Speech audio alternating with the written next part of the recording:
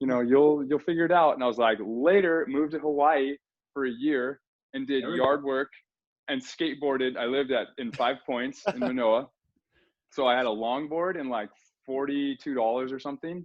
I deferred a year of school, went and did yard work and helped this dude build his guest house. So I slept on the floor.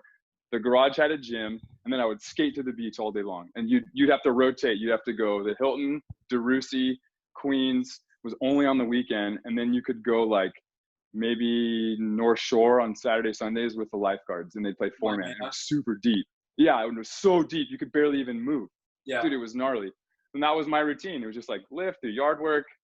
And then I played Alika Williams in their King of the Beach event on Queens. And then A.L. Zemet was there, Tony Ching, all these UH guys, right? I think Theo Aridi has just like left and he was kind of out, but it was like a lot of those guys. And I played him in the finals and we ended up like tying for first, and we split the pot, which was like $2,000 or something. So I made $1,000 and just lived off that with like ramen and rice and, you know, getting by. Yeah. And then that's the year BYU won the national championship. And I was like, sweet, the year I leave, of course.